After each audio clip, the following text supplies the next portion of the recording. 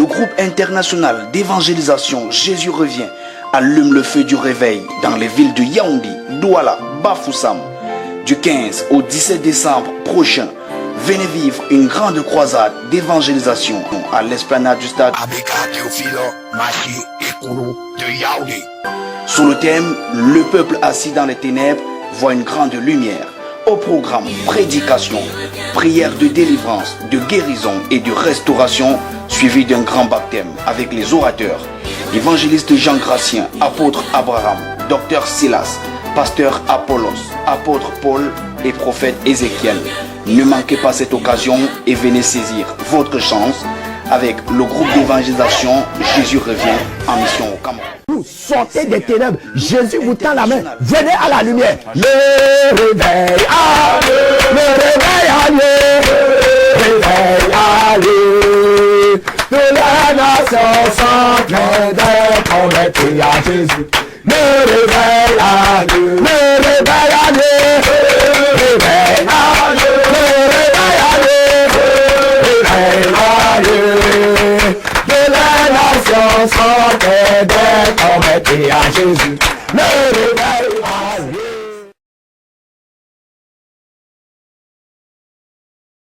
Jésus, Jésus, Jésus, Jésus, Jésus, Jésus, Jésus, Jésus, Jésus, Jésus, Jésus, Jésus, Jésus, Jésus, Jésus, Jésus, Jésus, Jésus, Jésus, Jésus.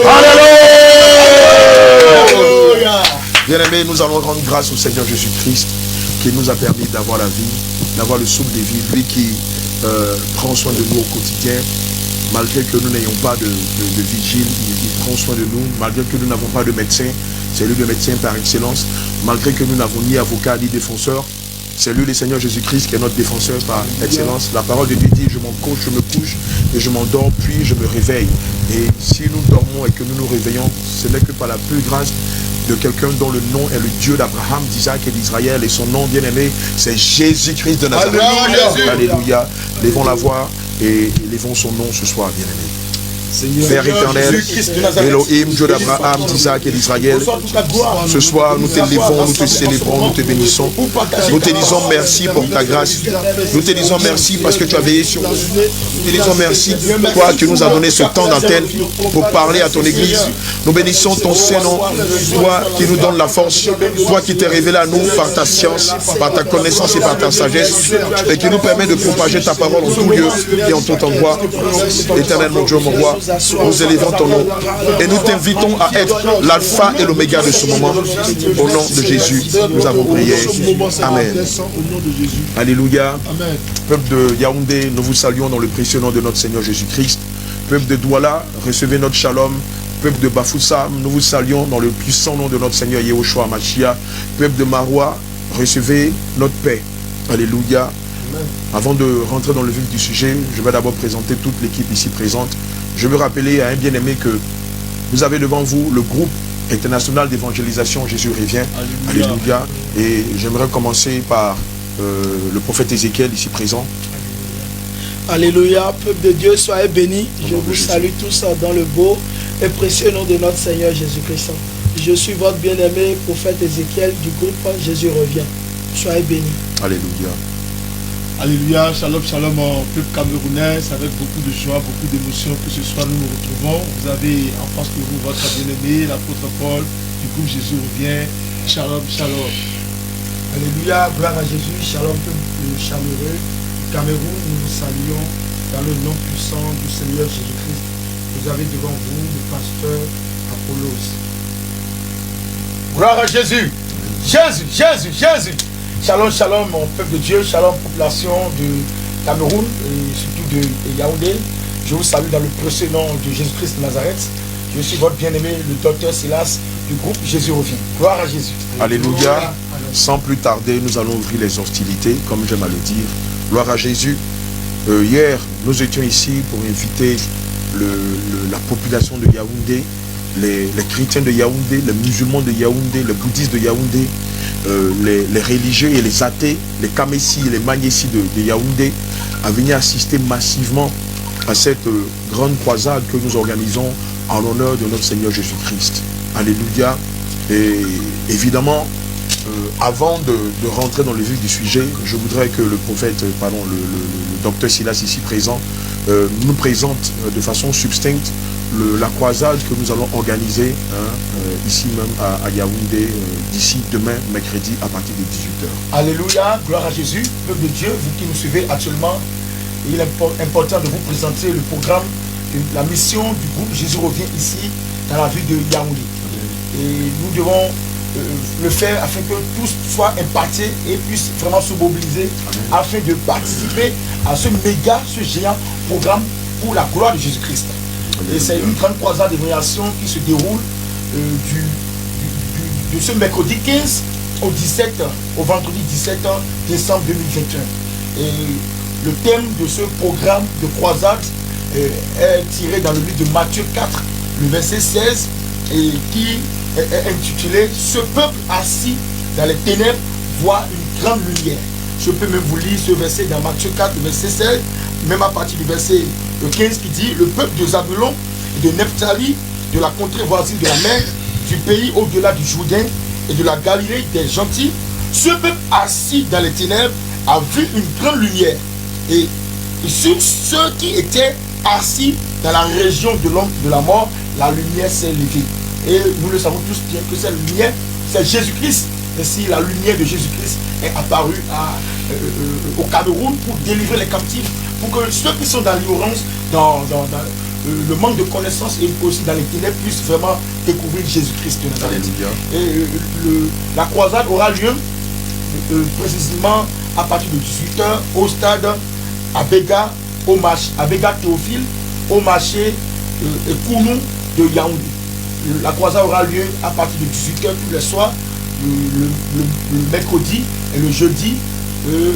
Le vendredi, il y aura une veillée à partir de 21h. Alléluia. Alléluia. Mais c'est au stade Abega Théophile, au marché et Kounou de Yaoundé. Il faut dire que c'est le mercredi 15, n'est-ce pas? Donc l'événement, la croisade va se dérouler du mercredi 15 au jeudi 16 et va s'achever le vendredi 17. Par une veillée de prière. Alléluia. La veillée va démarrer à quelle heure? La veillée va démarrer précisément à partir de 21h. Alléluia. Et donc c'est de 21h à l'aube. Alléluia. Ce que je voudrais ajouter à la veillée, c'est cette grande moisson, ce grand baptême qui va être organisé en l'honneur du Seigneur, cette moisson qui va se dérouler juste à la fin de la veillée, c'est-à-dire le samedi à partir de 9h. C'est bien ça? C'est très bien. Alléluia. Gloire à Jésus. Amen. Amen. Je voudrais apporter une précision à propos de la croisade. La croisade est ouverte à tout le monde. Tout le monde est invité et acté, tout le monde, les musulmans, tout le monde. Et ce serait le moment de venir voir la puissance de Dieu. Beaucoup pensent que les miracles n'existent plus et les guérisons n'existent plus, que tout est faux sur la terre. Si tout est faux, ça me dit que la vérité est quand même quelque part. Donc je t'invite, bien aimé, de sortir, de venir vivre l'expérience encore sur la terre camerounaise. Donc voilà la précision que je voulais apporter à l'annonce du docteur Silas. Gloire à Jésus. C'est une bonne précision. Et nous allons prier à nos faces. Alléluia. Évidemment, je voudrais renchérir en signifiant que la croisade d'évangélisation est ouverte à tous les publics, à toutes les couches sociales, à toutes les communautés religieuses, comme mon frère, l'apôtre Paul l'a dit tout à l'heure. Nous invitons à cette croisade musulmans, athées, religieux, francs-maçons, agents de Satan, Magnési, Kamessi.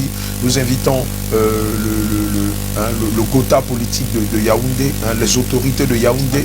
Nous invitons aussi les sportifs de Yaoundé. Nous savons tous que d'ici quelques mois, la CAN va se dérouler ici même à Yaoundé. Et c'est le lieu d'inviter aussi les sportifs, les agents de la CAF, et tous ceux qui sont dans le milieu sportif à venir à cet événement. Le Seigneur Jésus-Christ a les bras tendus à toute l'humanité. Ce que le Seigneur Jésus n'aime pas, c'est le péché. Mais le Seigneur Jésus-Christ prend plaisir aux pécheurs qui se répandent de ses péchés d'un cœur contrit et qui revient à lui. Or, nous savons que dans toutes ces couches-là, il y a des pécheurs. Amen. Et donc, c'est le lieu de rappeler que les portes de la croisade que nous organisons à partir de demain 15, ces portes-là sont ouvertes à toutes les couches sociales et à toutes les communautés et à toutes les obédiences confondues. Alléluia.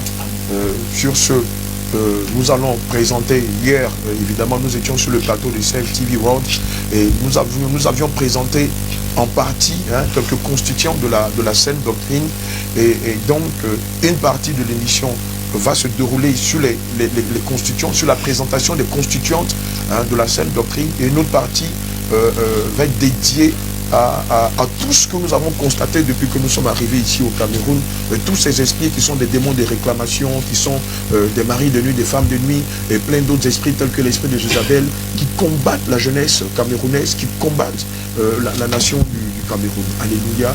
Sur ce, nous allons donner la part belle au docteur Silas, qui va nous présenter quelques constituants de la saine doctrine, et après, les hommes de Dieu vont faire un tour de table. Gloire à Jésus.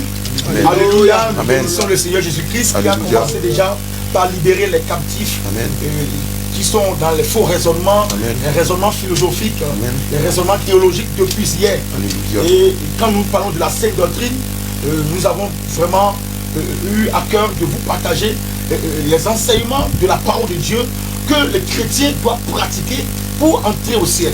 C'est-à-dire, c'est la doctrine chrétienne que l'on ne peut dénier, c'est-à-dire la doctrine indéniable, l'enseignement plus authentique de la parole de Dieu qui doit servir de base de la foi chrétienne et de la vie des chrétiens. Et cela c'est de repère pour une bonne relation avec Dieu entre l'Église et Jésus-Christ, entre les croyants et leur Dieu.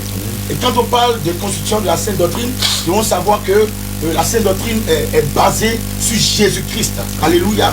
Quand nous lisons dans Éphésiens 2:20, la Bible dit que la parole de Dieu a été bâtie dans l'église des saints, c'est-à-dire le fondement des apôtres, des prophètes et de Jésus-Christ lui-même, la pierre angulaire. Et selon ces enseignements, nous avons comme constituant la foi en Jésus-Christ. Alléluia, qui est un grand constituant de la sainte doctrine de Jésus-Christ. Et nous avons aussi comme constituant de la sainte doctrine la divinité suprême de Jésus-Christ. C'est ce que nous avons enseigné hier et nous avons démontré à tous ceux qui nous ont suivis que Jésus-Christ est le véritable Dieu. Alléluia. Les Écritures l'enseignent de bout en bout, dans plusieurs passages bibliques, que Jésus-Christ est le véritable Dieu. Alléluia. Et la sainte doctrine aussi révèle, oui, la mort et la résurrection de Jésus-Christ, la confession des péchés et le pardon des péchés. Nous reconnaissons aussi la repentance absolue pour tous ceux qui doivent recevoir Jésus-Christ, marcher avec Jésus-Christ. Tous ceux qui se disent croyants doivent se repentir, c'est-à-dire même les païens qui écoutent la bonne nouvelle doivent se repentir, parce que la repentance était le premier message de Jésus-Christ dans Matthieu 4, verset 17. Et comme constituant dans cette doctrine, nous avons aussi la restitution, c'est-à-dire si nous avons volé, nous avons commis des torts dans le passé, en venant à Jésus-Christ, nous devons vraiment réparer ces choses. Alléluia. En restituant comme Zachée l'avait fait, et comme la parole de Dieu nous invite à rechercher la paix avec tous, alléluia, de ne rien devoir à personne, si ce n'est l'amour, alléluia. Et la Sainte Doctrine aussi nous enseigne aussi le dépouillement. Le dépouillement en ce qui concerne le fait que nous devons nous séparer des idoles, c'est-à-dire les choses qui suivent le corps, comme les boucles d'oreilles, les mèches, les parures de Jézabel, les maquillages de la femme, les mascaras, voilà, les collants, les vernis, les faux ongles, les faux cils, voilà, les faux cils, les gros talons, les parfums, tout ce qui constitue accessoire du monde. Alléluia. Que l'on met sur le corps. Et un verset même dit cela dans le livre de 1 Timothée 2, verset 9, où l'apôtre Paul instruit les femmes qui craignent Dieu à se débarrasser, oui, des parures comme les ornements d'or, les boucles d'oreilles, à aussi garder les cheveux d'une manière naturelle, à ne pas se contrefaire, c'est-à-dire à porter sur son corps les mèches, les faux cheveux, les choses comme les tissages, les extensions que les femmes rajoutent sur les cheveux, ce qui d'une manière vraiment déshonorable, d'une manière rebelle envers Dieu. Or, la Bible nous enseigne l'honnêteté. Donc la Sainte Doctrine est vaste et il y a beaucoup d'éléments dans la Sainte Doctrine. Il y a le baptême au nom de Jésus que nous avons eu le temps d'enseigner hier. Nous avons la sanctification, le corps, âme, esprit. La sanctification qui doit être à l'extérieur, aussi à l'intérieur. Vous allez voir dans beaucoup d'églises où les gens disent que Dieu regarde uniquement le cœur, que Dieu ne regarde pas le corps. Or, c'est dans tous les domaines de la vie chrétienne. Gloire à Jésus. Amen. Excusez-moi, je vais avoir un peu le langage d'un païen. Quels sont les inconvénients qu'il y a de mettre de faux cheveux, de faux ongles, de faux cils, Pourquoi est-ce que le groupe Jésus revient combat ces choses-là? Pourquoi est-ce que le groupe Jésus revient ne fait pas comme les autres églises où on permet aux femmes de venir en pantalon, en collant, en cycliste, avec de faux cheveux? Pourquoi est-ce que le groupe Jésus revient mais doit donner sur ces choses-là? Est-ce qu'aujourd'hui on peut expliquer au peuple camerounais les dangers qu'il y a derrière toutes ces choses, s'il vous plaît? Alléluia, gloire à Jésus. J'aimerais répondre à votre question en disant ceci. La Bible nous dit bien dans le livre de 1 Corinthiens 3, 16 à 17.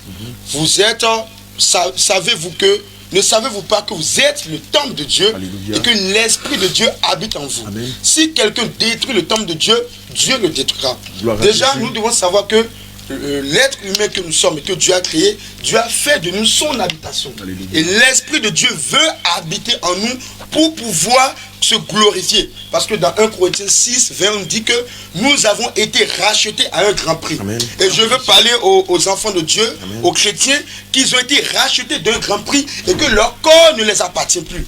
Et c'est à cause de cela, parce que leur corps appartient à Dieu, amen, et que Dieu habite dans leur corps, qu'ils doivent porter leur corps dans la sainteté. Amen. Et dans 1 Thessaloniciens 4, 3, il nous a dit que nous devons nous sanctifier, car c'est ce que Dieu veut. C'est la volonté de Dieu pour tout homme de se sanctifier. Alléluia. Et le Seigneur aussi a dit là que nous devons être honnêtes envers nous-mêmes, oui, envers notre corps. Parce que les mèches viennent et détruisent le corps qui est le temple de Dieu. Alléluia. Quand une femme, par exemple, met les mèches sur elle, ces mèches viennent pour détruire, pour dénaturer le temple de Dieu. Pour hier, on a sa gloire. Voilà, pour amen, voler la gloire de Dieu. C'est-à-dire, on peut dire l'étoile, l'étoile des femmes. Amen. Et le diable, sachant que il n'a pas ses agents tellement multipliés sur la terre, les marabouts, tout le monde n'ira pas chez les marabouts pour que leur étoile soit volée. Amen. Il a créé ses accessoires pour voler la gloire des filles de Alléluia. Dieu, pour voler la gloire des enfants de Dieu. Amen. Et hier, on a notifié dans le livre de 1 Corinthiens 11, le verset 13 à 15, où il est écrit que la femme doit porter son voile. La Alléluia. Femme doit avoir son voile parce que la chevelure lui a été donnée comme gloire. Amen. Or, aujourd'hui, nous voyons que les femmes, au lieu de garder l'image naturelle de Dieu et la chevelure de la gloire que Dieu leur a donnée, vont aller prendre une chevelure morte. Une chevelure qui n'a pas de gloire, qui n'a pas d'éclat, et viennent maintenant déposer cette chevelure sur leur chevelure. Or, Jésus dit que même les cheveux de vos têtes sont comptés. Et vous ne pouvez pas ajouter aux cheveux de vos têtes ou retrancher, parce que Dieu lui-même en a semé et lui-même fait pousser, il fait germer. Donc quand les femmes viennent mettre ces choses, elles sont en train de détruire le temple de Dieu. Nous ne parlons pas seulement des femmes, il y a aussi des hommes qui font ça. Nous parlons du travesti et de beaucoup de choses. Amen. Les boucles d'oreilles, les piercings dans la parole de Dieu, toutes ces choses sont interdites. Et c'est pourquoi le Seigneur demande à son peuple de se sanctifier, Alléluia, de se préparer et d'aller à la rencontre du Seigneur Jésus. On pourrait qualifier le mot sanctifier par pureté, par séparation, par se mettre à part. Alléluia. Voilà. Et on peut notifier 2 Corinthiens 6, 17. Amen. On va lire vite et après les hommes de Dieu vont aussi nous exhorter. 2 Corinthiens 6, le verset 17. Pour confirmer la séparation au niveau de la sanctification. Alléluia. C'est pourquoi 2 Corinthiens 6, 17. Amen. Sortez du milieu d'eux et séparez-vous, dit le Seigneur. Alléluia. Ne touchez pas à ce qui est impur. Amen. Et je vous accueillerai. Donc on voit là que la sanctification, c'est de se séparer du monde et de ne pas toucher à ce qui est impur. Et de s'approcher de Dieu. Amen. Et Dieu va nous accueillir et lui-même va nous sanctifier. Gloire à Jésus, que le Seigneur vous bénisse. Dans l'exposé de Dr Silas, il a fait mention de la restitution. Évidemment, pour les néophytes, pour les athées, pour les religieux, c'est une doctrine dont ils n'ont jamais entendu parler. C'est quoi la restitution? On vous entend souvent dire la restitution, il faut restituer, il faut rendre. Est-ce qu'on peut donner quelques détails sur la restitution, s'il vous plaît? Alléluia. Amen. Nous rendons toute la gloire à notre Seigneur Jésus-Christ. Alléluia. Effectivement, ce sont des éléments qui sont liés à notre foi, que beaucoup, malheureusement, ignorent. Amen. Et tout à l'heure, l'homme de Dieu parlait de la restitution comme élément constituant de la saine doctrine. Quand on parle de restitution, nous voyons déjà le verbe restituer. Alléluia. Restituer veut dire rendre ce qui t'appartient pas. Amen. Ce que tu as pris par inadvertance, et tu dois rendre au vrai propriétaire. Alléluia. Alors quand on parle de restitution, la restitution intervient d'après la repentance, ça montre réellement que cette personne s'est réellement repentie. Alléluia. On a vu plein de faits dans la Bible qui attestent la restitution. La restitution, on peut prendre le cas de Zachée. Oui. Mais on peut aussi prendre le cas de ce qui s'est passé dans Actes des Apôtres. Tout à fait. Quand les gens avaient pratiqué la magie, tout ça, ils ont reçu toutes ces œuvres-là. Effectivement, selon Acte 19. Voilà, rendez à César ce qui est à César, et à Dieu ce qui est à Dieu. Alléluia. Maintenant, quand nous parlons de restitution et réellement, comment ça se passe?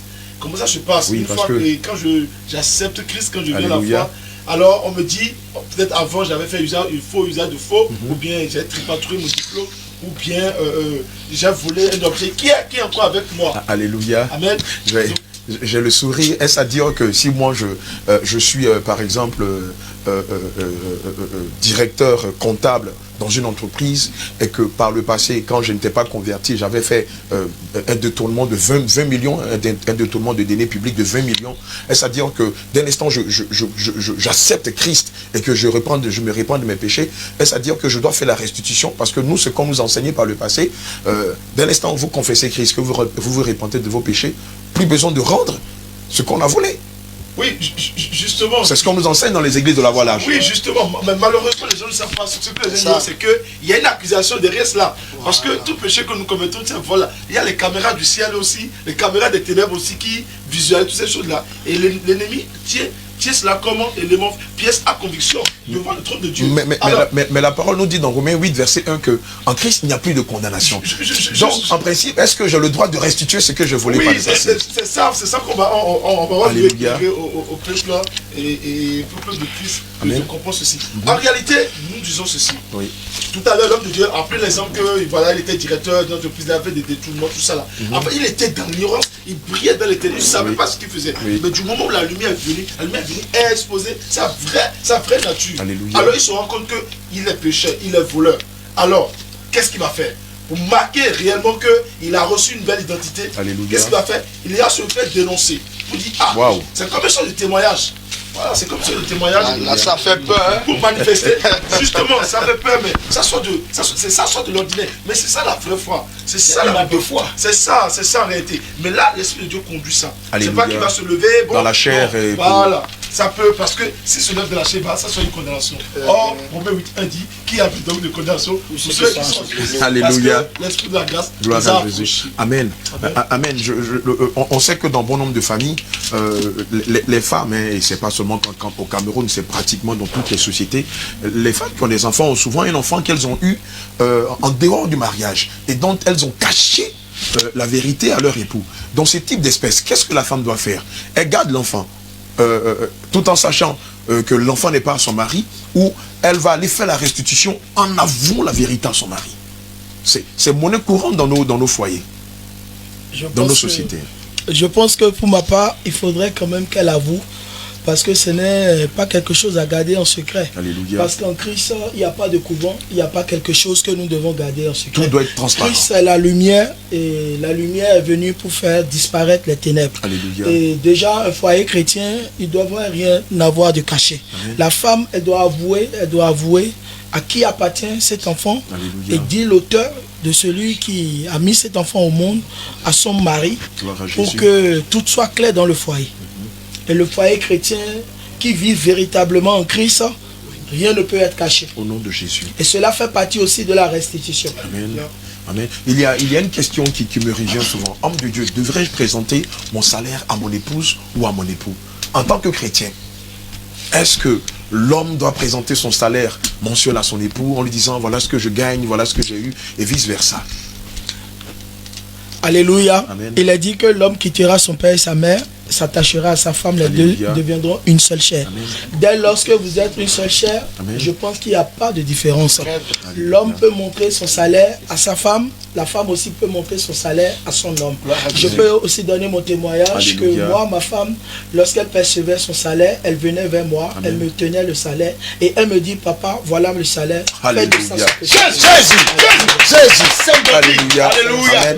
On constate par ces faits-là que vous ne vous limitez pas qu'à prêcher, à dire fais ce que je fais, mais ne fais pas ce que je fais ce que je dis, mais ne fais pas ce que je fais. On constate que vous êtes des hommes de Dieu pragmatiques.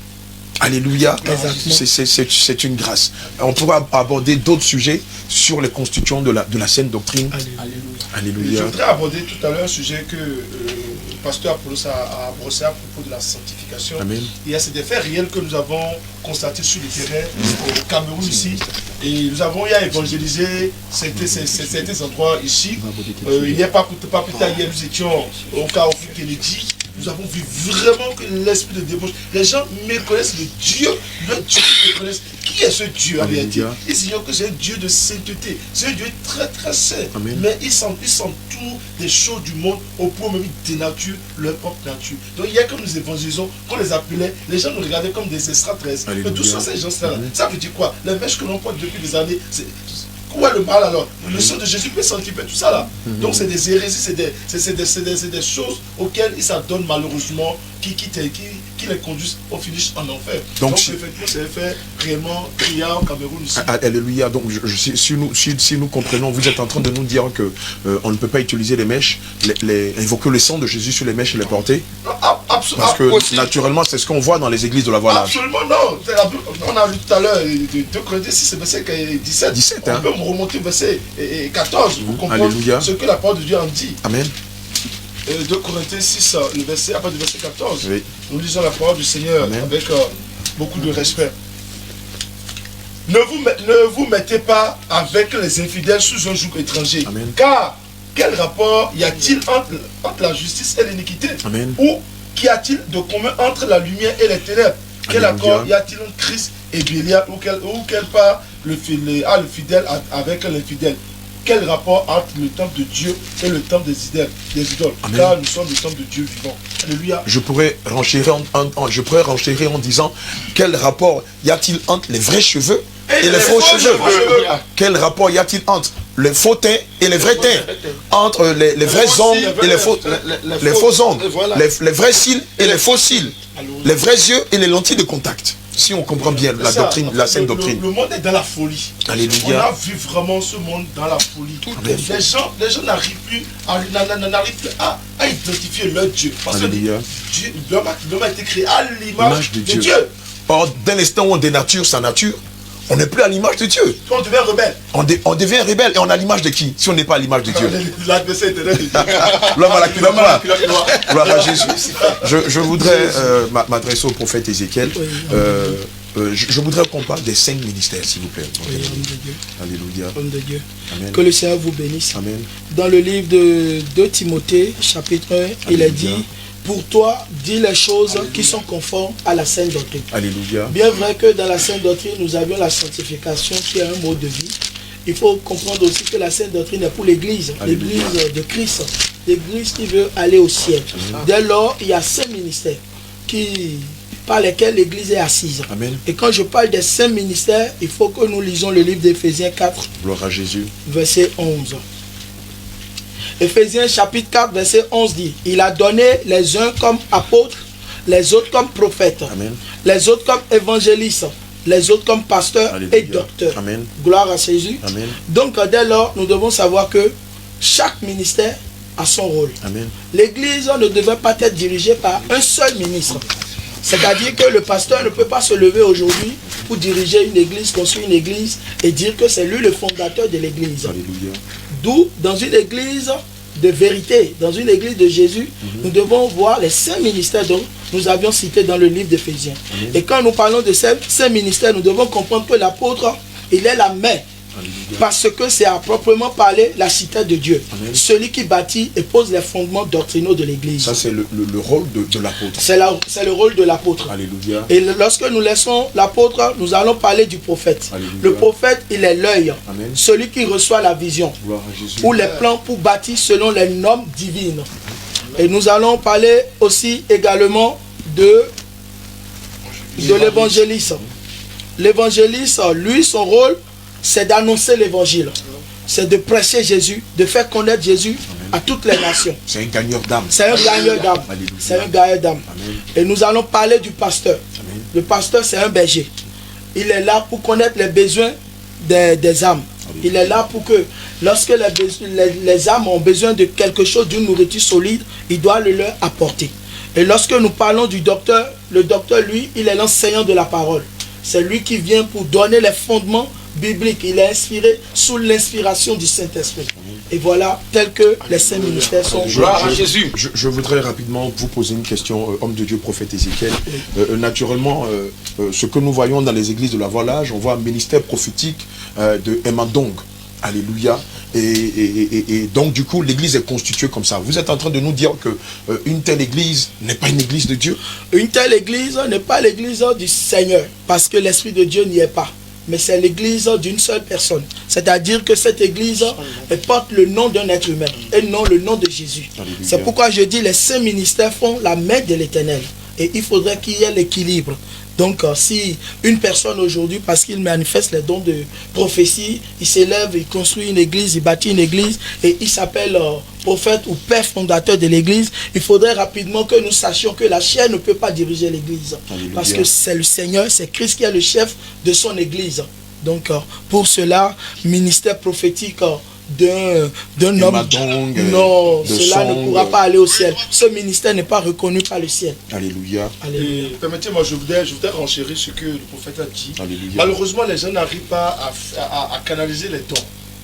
Lorsque nous parlons de ministère, il suffit que quelqu'un manifeste le don de prophétie, en même temps, il devient prophète, il ira sur les réseaux sociaux, il va mettre prophète aussi, prophète cela. Ou bien, voilà, peut-être le Saint-là appelé, ou je ne sais pas, il reçoit un appel, en même temps, il s'autoproclame ministère aussi, comme église. L'église n'est pas un ministère tel que l'homme de Dieu l'a dit, mais l'église c'est tout un ensemble, c'est toute une organisation. L'église est fondée sur les 6 ministères. C'est ça, c'est ce qui fait vraiment le pilier. Quand nous lisons bien le livre de Éphésiens 4, il dit ceci, au verset 12, il dit pour le perfectionnement des saints, en vue de l'œuvre du ministère et de l'édification du corps de Christ. Ça veut dire que c'est tous les 5 ministères-là qui concourent à l'édification du corps de Christ. Un seul ministère ne peut pas parvenir à la perfection. Il faut le concours. Excusez-moi de vous interrompre, mon bien-aimé apôtre Paul. Mais je suis sidéré de voir qu'Éphésiens 4, verset 11, nous enseigne 5 ministères. Or, naturellement, dans les églises de la Voilage, on voit des titres tels que révérend, on voit des titres tels que Monseigneur, on voit des titres tels que mon père, on voit des titres tels que archibishop, on voit des titres tels que archevêque, général super voyant ou hyper voyant. Voilà, voilà, on a tellement de termes farfelus. Est-ce que ces termes-là sont mentionnés dans la Bible? Parce que je vois bien qu'ici dans Éphésiens 4, verset 11, on n'a que 5 ministères. Et les autres ministères qu'on voit pêle-mêle dans les églises de la Voilage, cela vient de Dieu ou soit cela vient inspiré par le malin? Alléluia. Gloire à Jésus. Amen. Votre question me renvoie en même temps dans 2 Timothée 3. Amen. Verset qui dit, sache que dans les derniers jours, il y aura des temps difficiles. Alléluia. Car les hommes seront égoïstes, amis de l'argent, fanfarons, hautains, blasphémateurs, rebelles à leurs parents, ingrats, irréligieux, etc. Ça voudrait dire quoi? Ça voudrait dire que par rapport à la question que vous posez, les révérends, tout ça là, c'est des titres orgueilleux. En réalité, le ministère n'est pas un titre, c'est une fonction. Quand on dit apôtre, quand on dit prophète, quand on dit évangile, quand on dit pasteur, c'est une fonction. C'est une fonction. C'est comme si je dis je suis mécanicien. Est-ce que c'est un titre? C'est une fonction. Tout à fait. C'est ça en réalité. Malheureusement, c'est ceux-là qui ne comprennent pas. Et ils mettent l'argent. C'est leur vente en réalité. C'est pas Christ qui les intéresse. C'est eux qui marchent en milieu de la croix. On parle Philippiens 2.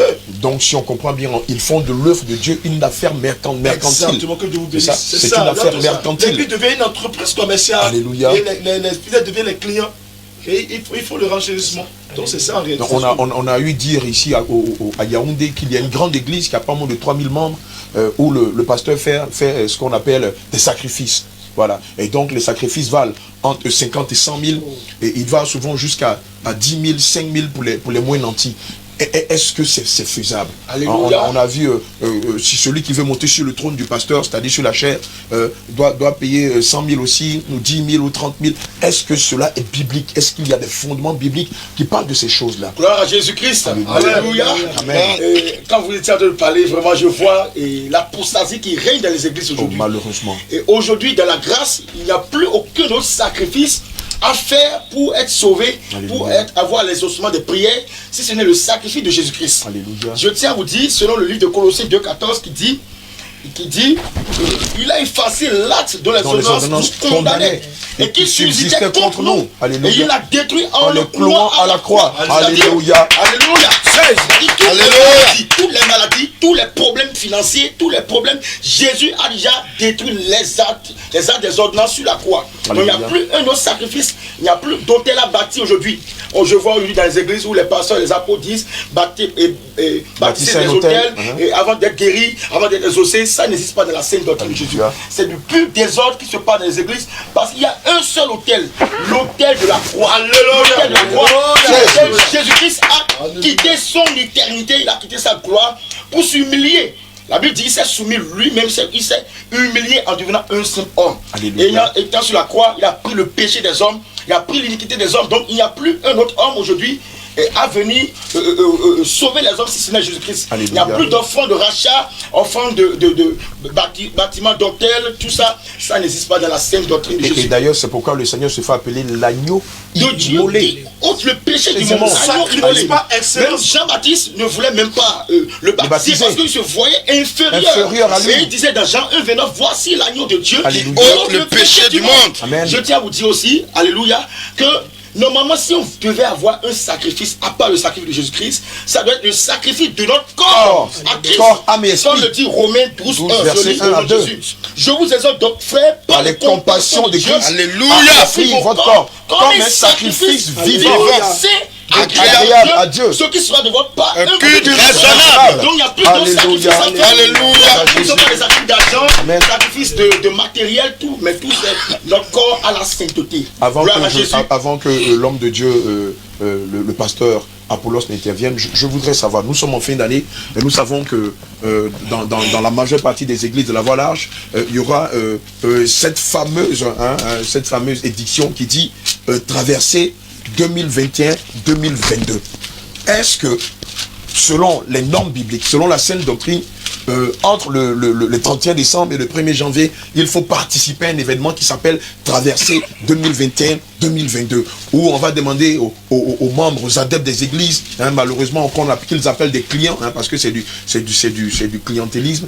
Est-ce que ces bien-aimés-là doivent payer de l'argent avant de traverser, selon eux, cette année-là, payer de l'argent en espérant que de bonnes choses, des grâces et des bénédictions vont arriver pour l'année qui va survenir. Est-ce qu'il y a des versets bibliques qui confirment ce que nous voyons dans ces églises-là, qui parlent de la soi-disant traversée? Gloire à Jésus-Christ de Nazareth. Avant même de parler de cette traversée, nous devons d'abord condamner cette fausse doctrine, cette fausse fête qui s'élève dans les églises. Parce que c'est à cause de cette fête que les traversées s'organisent. Il s'agit de la fête de Janus, c'est-à-dire la fête du 1er janvier, ou bien même de la traversée du 31 décembre au 1er janvier. Et je tiens à dire au corps de Christ et à tout le monde que Janus n'est pas une fête chrétienne. Alléluia. Parce que le 1er janvier, si vous voyez le calendrier romain, vous allez voir que les païens célébraient la fête de Janus. Alléluia. La fête de Janus, c'est une fête païenne. Amen. Maintenant, pour qu'il y ait de l'œcuménisme et de l'idolâtrie dans l'église, les religieux catholiques et les païens ont introduit maintenant d'une façon malicieuse cette fête de Janus qui est une fête païenne dans les églises. Alléluia. Et parce que ces églises ont dû adopter des doctrines de la fausse église catholique et des religions païennes, ils ont maintenant amené cela dans l'église. Et c'est cela, nous parlons de l'apostasie. Ou du paganisme. Si Jésus, chez les chrétiens, l'année n'est pas le 1er janvier ou le 31 décembre, où est sortie cette traversée qui s'organise dans les églises. Alléluia. Or, la Bible dit, la Sainte Doctrine dit dans Colossiens que vous observez les jours, les mois, les années. Je tiens d'avoir travaillé uniquement pour vous. Tout à fait. Or, nous observons le jour du ciel, c'est-à-dire le jour de notre nouvelle naissance. Depuis ce jour jusqu'au jour où nous entrons dans la gloire, le royaume des cieux. Alléluia. Et le seul jour que nous attendons, c'est le jour de l'éternité. Au nom de Jésus. Quand nous lisons bien Hébreux 4, nous voyons un jour fixé, l'éternité. Donc nous n'avons aucun autre jour à observer. Amen. Où nous devons traverser une période à une autre, à une période fête. Même si nous devons traverser la vraie traversée devait être la traversée de l'Égypte à Canaan, comme les enfants d'Israël. La traversée de la mondanité, de l'ignorance l'Égypte représente le monde. À la nouvelle naissance. Et Canaan représente le royaume des cieux. Alléluia. Donc nous évitons ceux qui font les traversées du monde païen des églises de la voie l'âge, ne plus faire cette traversée. Qu'ils de doivent quitter les fausses ils doctrines, doivent se repentir de cela. et de venir à la vérité. Alléluia. Voilà la vraie traversée On va inviter tous nos bien-aimés qui vont se laisser piéger par cette doctrine de traversée, Alléluia. de se repentir de Amen. cela et de sortir de ces églises. Car il n'y a point de traversée à célébrer. Car il n'y a absolument rien à célébrer le mois de décembre. Je vais renchérir en ajoutant, en signifiant quelque chose. Vous pouvez le constater techniquement. Le mois de septembre, d'abord, on va prendre vulgairement. Quand quelqu'un a 70 ans, vous allez remarquer que, en de bons termes, on va, dans le bon terme ou dans le bon langage, on dit de lui que c'était septuagénaire. Alléluia. Et quand quelqu'un a 80 ans, on dit de lui que c'était un octogénaire. Or, lorsqu'on prend le mois de septembre, amen, on nous fait croire que le mois de septembre est le 9e mois de l'année. Or, le mois de septembre n'est pas le 9e mois de l'année. Il n'est que le 7e mois de l'année. Et le mois d'octobre n'est que le 8e mois de l'année. C'est pourquoi on l'appelle octobre, le 8e temps. Et le mois de novembre, comme 9, n'est que le 9e mois de l'année. Et le mois de décembre, dans décembre, on a diciembre en espagnol. C'est devenu 10, comme les 10 commandements, comme les décalogues. Alléluia. Et donc, partant de cette base, bien aimé, vous vous êtes laissé avoir malheureusement par le diable. Vous vous êtes laissé tromper par le diable et évidemment par des hommes qui se font passer pour des serviteurs de Dieu, mais à la vérité qui ne le sont pas du tout. Alléluia. Amen. Donc, nous vous exhortons à vous repentir de l'ignorance, à vous repentir de cette doctrine de démons que ces pasteurs-là vous ont enseigné et de sortir de les églises. Amen. Si vous ne savez pas où aller, demeurez chez vous et demandez au Saint-Esprit de vous conduire. Jésus. Alléluia. Alléluia. Mais ne vous laissez pas envahir par le mensonge. Ne vous laissez pas tromper par le mensonge. Parce que n'oubliez pas un fait. L'ignorance condamne. Amen. Or, nous vous en prions, nous ne voulons pas que vous tombiez dans l'ignorance. Homme de Dieu, avant que l'homme de Dieu ne continue, je vais donner 2 versets pour appuyer ce que je viens de dire. Alléluia. Jérémie 10, le verset 2. Amen. Ainsi parle l'Éternel, n'imitez pas la voix des nations. Amen. Et ne craignez pas les signes du ciel. Alléluia. Parce que les nations les craignent. Car les coutumes des peuples ne sont que vanité. Amen. Et je vais lire aussi Amos 5, le verset 21 qui dit: je méprise vos fêtes. Je ne puis sentir vos assemblées. Alléluia. Cela montre que Dieu déteste les fêtes. La Noël, le 31 décembre, le 25 décembre, les 24 décembre, tous ces fêtes la moisson, voilà, et toutes ces choses-là. La Saint-Valentin, la fête des morts. Alléluia. Je voudrais que le Seigneur vous bénisse, docteur Silas. Oui, allez-y, pasteur Apollos. Gloire à Jésus. Avant que je ne continue, je vais citer un verset qui va droit avec ce que nous venons de dire. Alléluia. Concernant les fêtes. Amen. Ésaïe 22, le verset 13. Alléluia. Il dit: et voici de la gaieté et de la joie. On égorge des bœufs et l'on tue des brebis. Alléluia. On mange de la viande et l'on boit du vin. Mangeons et buvons, car demain nous mourrons. Ceci est le langage que tiennent les enfants de ce siècle. Les enfants, les fils de la rébellion. Alléluia. Et pendant ces fêtes, ils disent: mangeons, buvons, jacassons-nous, amusons-nous, allons à l'hôtel, distrayons-nous, parce que demain, nous allons mourir. Installons des sapins chez nous à la maison, mettons des guirlandes, Papa Noël, mentons à nos enfants, le faisant croire que Papa Noël leur a offert des cadeaux.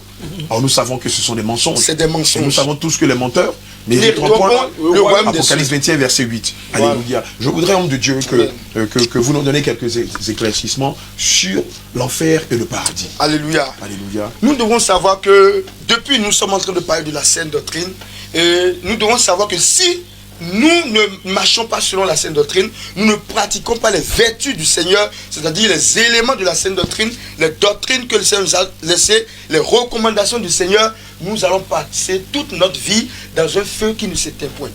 Et quand nous lisons bien le livre de Hébreux 9, le verset 27, il est écrit: il est réservé aux hommes de mourir une seule fois, et après quoi vient le jugement. Donc après la mort vient le jugement de Dieu. Et tous ceux qui ont vécu, c'est-à-dire sans la parole de Dieu, tous ceux qui ont vécu ayant la parole de Dieu, mais ne la pratiquant pas, c'est-à-dire ne la mettant pas en pratique, après leur mort seront châtiés, c'est-à-dire ils seront conduits dans le lieu de supplice où ils vont berner pour leur péché, où ils vont être condamnés, c'est-à-dire ils vont recevoir le prix de la condamnation dont ils ont été coupables sur la terre.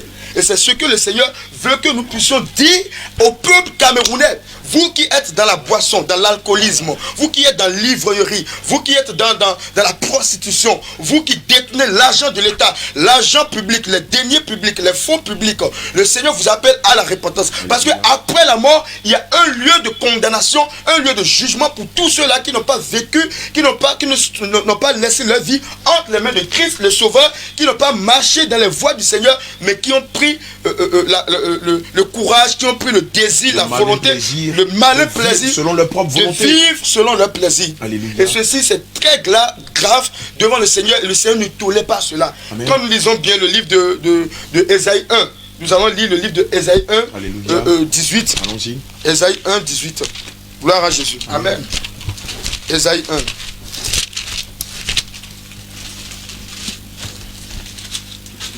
1. Ésaïe 1. Alléluia. Nous voyons que dans le verset 18, le Seigneur appelle le peuple à la repentance. Amen. Avant d'envoyer le jugement sur le peuple. Il dit, lavez-vous. Il dit, venez et plaidons, dit l'Éternel. Si vos péchés sont comme le cramoisi, ils deviendront blancs comme la neige. Maintenant, nous allons dans le verset 20 pour expliquer, c'est-à-dire pour montrer la colère de Dieu sur ceux-là qui ne viendront pas vers Dieu. Amen. Pour demander pardon afin que leurs péchés soient pardonnés. Il dit, mais si vous résistez, c'est-à-dire à la repentance, et si vous êtes rebelles, vous serez dévorés par le glaive, car la bouche de l'Éternel a parlé. Le glaive dont on parle ici, c'est le lieu de tourment dont nous parlons, et c'est le lieu où Dieu va condamner tous ceux-là qui n'ont pas accepté sa parole. Amen. Et c'est le lieu de jugement. Car nous allons aussi prendre le livre de Apocalypse 21, le verset 8. Gloire à Jésus. Amen.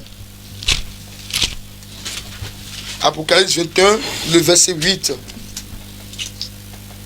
Mais pour les lâches, les incrédules, les abominables, les meurtriers, les impudiques, les enchanteurs, les idolâtres et tous les menteurs, leur part sera dans l'étang ardent de feu et de soufre, ce qui est la seconde mort. Mais nous allons vous dire que Dieu ne veut pas que vous mourrez ainsi, Dieu ne veut pas que vous passez à la seconde mort, c'est-à-dire à la condamnation, c'est-à-dire dans le feu éternel. Ce que Dieu veut pour vous, c'est votre repentance pour que vous viviez et que vous entriez dans le royaume des cieux. Et quelque part dans le livre de Matthieu, quand Jean a vu Jésus, il dit, il amassera son blé dans le grenier et il brûlerait la paille dans un feu qui ne s'éteint point. Tous les rebelles, tous les incirconcis, tous les rebelles à la parole de Dieu qui ne veulent pas se soumettre à la parole de Dieu ont ce jour que Dieu lui-même a préparé pour les juger. Et dans Romains 1, 18, il dit, la colère de Dieu s'élève du ciel contre toute impiété, toute injustice des hommes qui gardent injustement la vérité captive.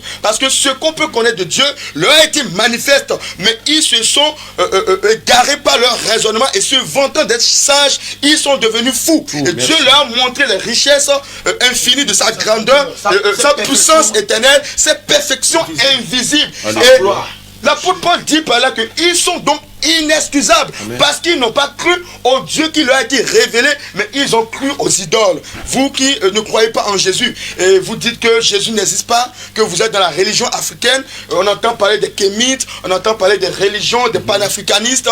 J'aimerais vous dire que Jésus n'est pas dans le panafricanisme. Alléluia. Jésus n'est pas européen. Jésus, il est esprit et il est vivant. Alléluia. Et il veut faire de vous son temps pour habiter en vous. Alléluia. Et il est venu pour sauver le monde entier, comme Jean 3,16 le dit, afin que tous ceux qui croient en lui ne périssent point, mais aient la vie éternelle. Alors le Seigneur passe par ce canal pour vous appeler à la repentance, et ceux qui acceptent la repentance seront sauvés et entreront dans le paradis de Dieu. Gloire à Jésus. Alléluia. Je voudrais apporter une précision parce qu'on a dit de parler du paradis et de l'enfer. Amen. Et je voudrais insister sur quelque chose. C'est vrai, lorsque nous allons sur le terrain, quand nous prêchons, les gens disent, mais vous allez aller une fois en enfer, vous allez une fois au paradis, vous ne pouvez pas de toutes ces choses. C'est l'ignorance. Si la Bible en passe, parce que ça existe. Ça.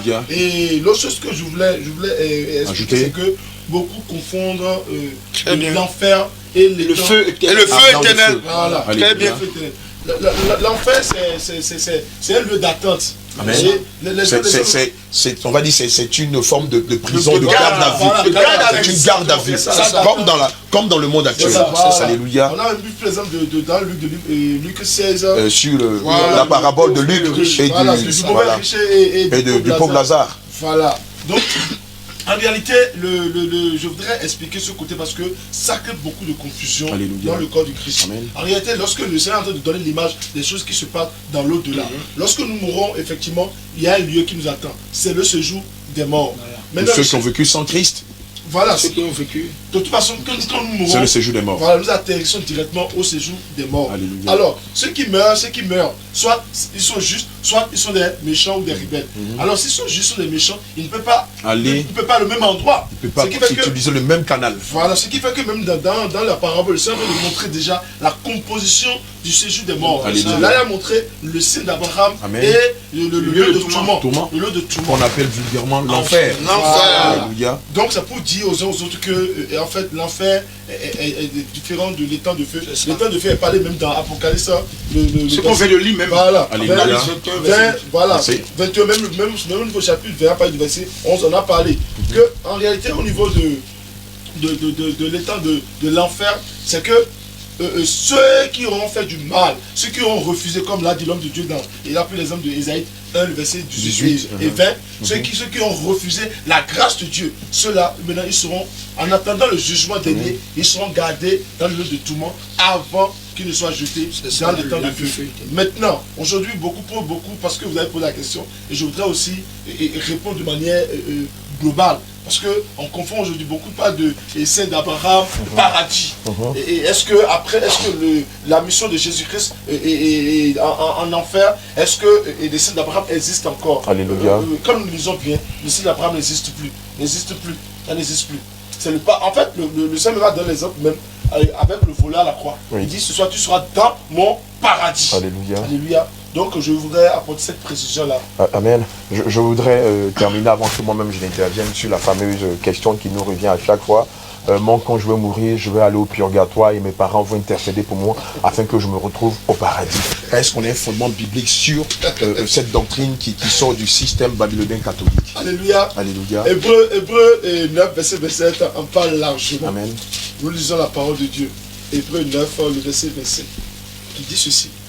Et quand il est réservé aux hommes de mourir une seule fois. Alléluia. Après quoi vient le jugement. Après quoi? C'est-à-dire que c'est automatiquement le jugement est prononcé. Si le jugement est prononcé, est-ce qu'il y a encore un moment de consolation, mais au moment où il faut... De purgatoire. Voilà, de purger encore ses peines. Si ça existait, c'est que ça contredit l'œuvre de Jésus à la croix. Bien sûr. Alors ça dit que Jésus en fait...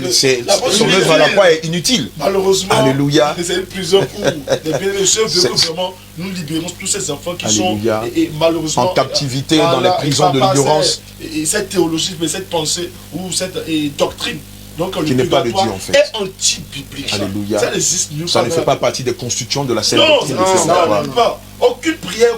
C'est une doctrine hérétique. Elle est démoniaque. Voilà, c'est ça. Donc c'est pendant que les gens sont encore... C'est un piège pour nos bien-aimés qui sont dans ces systèmes-là. Voilà, et c'est le lieu de nous appelons tous les bien-aimés qui croient que le purgatoire existe et qui s'y attachent. Mon frère, ma soeur, le purgatoire c'est un pur mensonge. Le purgatoire n'existe pas.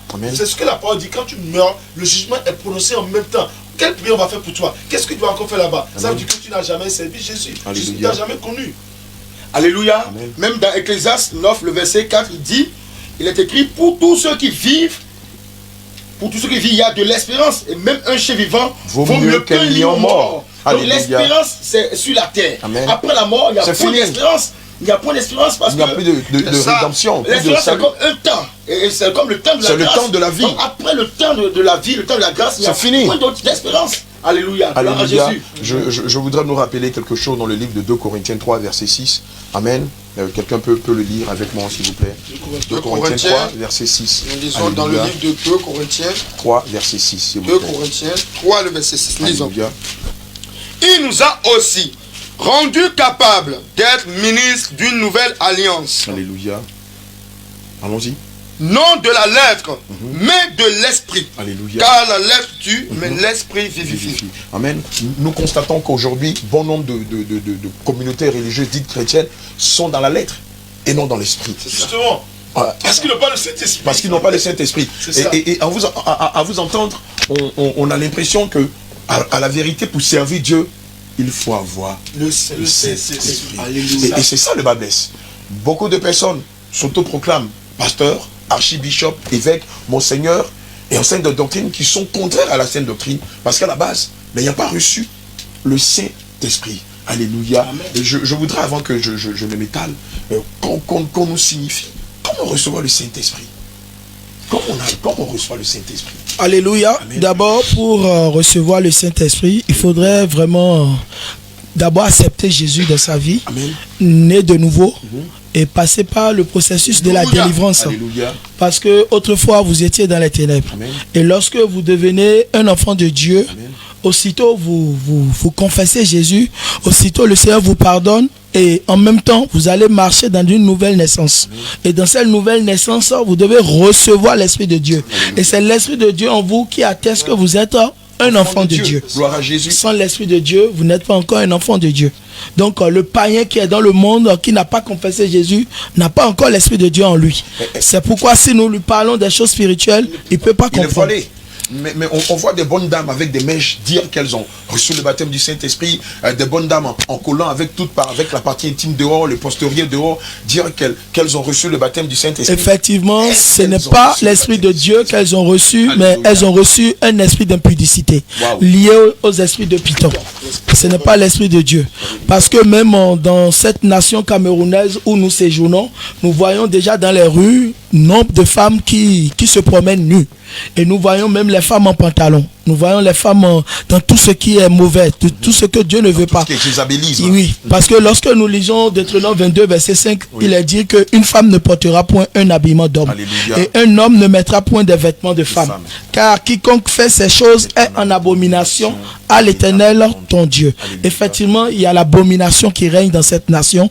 Et le Seigneur, par ce réveil, est en train de vouloir chasser les œuvres des ténèbres pour rassembler ceux qui lui appartiennent. Ceux qui sont les véritables enfants de Dieu. Donc, si quelqu'un se prophétise et dit que je prophétise, ce n'est pas l'Esprit de Dieu tant que la personne est encore dans le jésabelisme, tant que la personne est encore dans la séduction. Vous êtes en train de me dire que quelqu'un qui met de faux cheveux, qui met des parures brésiliennes, qui met des perruques, qui s'éteint les cheveux, qui a mis des greffes et qui prophétise, ne prophétise pas sous la direction du Saint-Esprit. Non, ce n'est pas le Saint-Esprit qui opère. Alléluia. Parce que ces objets qu'elle a mis sur elle sont des objets interdits. Ce sont des dieux étrangers.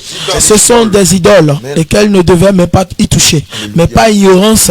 C'est ce que nous voyons aujourd'hui dans l'église. Le constat est celui-ci. Dans la majeure partie de ces églises-là, on voit bien que ces dames prophétisent et on a même des signes. Permettez-moi de lire quand même le livre de 1 Thessaloniciens 4, verset 3. Alléluia. La Bible dit, ce que Dieu veut, c'est votre sanctification. Amen. C'est que vous vous absteniez de l'impudicité. Alléluia. C'est que chacun de vous sache posséder son corps dans la sainteté et l'honnêteté. Alléluia. Le corps que Dieu nous a donné. Mais c'est le corps qui reçoit l'Esprit de Dieu. Amen. Et l'Esprit de Dieu qui habite en nous utilise un membre de notre corps pour se glorifier. Amen. Ce qui fait que si mon corps est souillé, si mon corps est rempli d'impureté, l'Esprit de Dieu ne pourra pas habiter en moi. C'est pourquoi pour la sanctification, il est primordial que nous combattons les œuvres de Jézabel, les œuvres des ténèbres. Mais on a tendance à entendre dans bon nombre de ces églises de la voix l'âge là, Dieu ne regarde qu'au cœur, Dieu ne regarde qu'au cœur. Est-ce que c'est biblique? Je sais qu'on peut lire dans le livre de Proverbes 28, verset 26. On verra bien ici, Dieu ne regarde simplement qu'au cœur. Gloire à Jésus. Alléluia. Celui qui a confiance dans son propre cœur est un insensé. Wow. Mais celui qui marche dans la sagesse sera sauvé. Est-ce qu'on peut relire le verset? Parce que pour beaucoup, c'est la première fois. Proverbe 28, le verset 26. Allons-y. Celui qui a confiance dans son propre cœur est un insensé. Alléluia. Mais celui qui marche dans la sagesse sera sauvé. Amen. Tu nous donnes un verset, homme de Dieu? Je voulais expliquer ça. Juste appuyer parce que tout à l'heure, on a bien parlé que toute personne qui a des parures de Jézabel, de Vénie, ne peut pas être habité par le Saint-Esprit. Ce que je dis, ça peut choquer quelqu'un. Parce que dans nos églises, les femmes qui prophétisent, elles ont toujours des mèches, elles sont en collant, elles ont des bras minces, des chéris, regarde ma poitrine, elles sont dénudées, chérie, regarde mes fesses, regarde ma partie intime. C'est récurrent dans nos églises. D'ailleurs, la plupart des pasteurs disent, mettez-vous sur votre 31, habillez-vous en sexy. Parce que Dieu aime quand vous habillez en sexy. Donc je voulais dire ceci. Alléluia. Mon frère, ma soeur, si tu portes des choses, et tu prophétises, sache que Dieu n'a jamais parlé par toi. Alléluia. Dieu ne peut jamais parler dans un corps rempli d'immondice, d'impudicité, de dieux étrangers. Non, Dieu ne peut pas. De jézabélisme. Dieu est saint, l'esprit est saint même. Alléluia. C'est du Saint-Esprit. Mais comment Dieu peut parler de ce corps qui met des mèches? Non, c'est pas possible. L'homme de Dieu veut vous donner un verset qui complète ce que vous êtes en train de dire. Je vais donner un verset pour vraiment appuyer tout ce que nous venons de dire. Alléluia. Nous avons dit que celui qui, ou bien celle qui porte des parures de Jézabel, les mèches, les consorts, les boucles d'oreilles, les bijoux, les cosmétiques, les maquillages, et qui prophétise n'est pas de Dieu. Alléluia. Sa prophétie n'est pas conforme à la parole de Dieu. Amen. Ce n'est pas le Saint-Esprit. Mais nous allons comprendre dans 2 Corinthiens 6, le verset 14. Alléluia. Ne vous mettez pas avec les infidèles sous un joug étranger. Car quel rapport y a-t-il entre la justice et l'iniquité? Alléluia. Ou y a-t-il de commun entre la lumière et les ténèbres? Gloire à Jésus. Quel rapport y a-t-il entre Christ et Bélial? Ou quel part a le fidèle avec les fidèles? Quel rapport y a-t-il entre le temple de Dieu et les idoles? Alléluia. Car nous sommes le temple de Dieu vivant, comme Dieu l'a dit, j'habiterai, je marcherai au milieu de vous. Je serai le Dieu et ils seront mon peuple. Ce verset vient nous confirmer que celui qui porte les boucles d'oreilles porte des idoles sur son corps. Évidemment. Celui qui porte des paroles de Jézabel, c'est des idoles qui portent sur son corps. Alors, l'Esprit de Dieu ne peut pas opérer là où il y a les idoles. Wow. Parce qu'il n'y a pas de rapport entre la lumière et les ténèbres. Ce qui est des idoles, c'est les ténèbres, les parures, ce qu'on vient de citer, c'est les ténèbres. Amen. Et ce qui est de lumière, c'est l'Esprit de Dieu. Alléluia. Donc il n'y a pas de rapport entre le Saint-Esprit et les démons. Il n'y a pas de rapport entre les faux cheveux et les vrais cheveux. Voilà. Il n'y a pas de rapport entre une femme qui a un teint naturel et une femme qui a un teint qui est lié à la dépigmentation. Alléluia. Gloire à Jésus. Pasteur Apollos.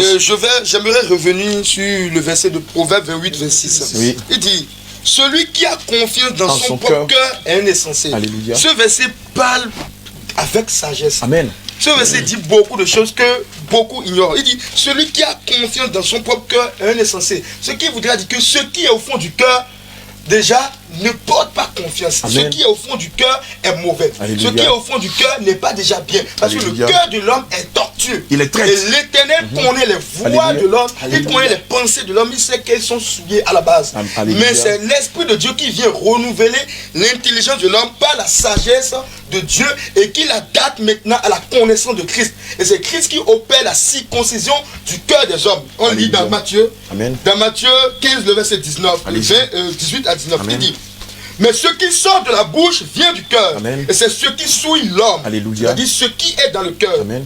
Parce que le cœur est le lieu où la souillure réside dans le corps de l'homme. Car c'est du cœur que viennent les mauvaises pensées, les meurtres, les adultères, Alléluia. les impudicités, les vols, les faux témoignages, Alléluia. les calomnies. J'aimerais dire que les faux cheveux représentent le faux témoignage.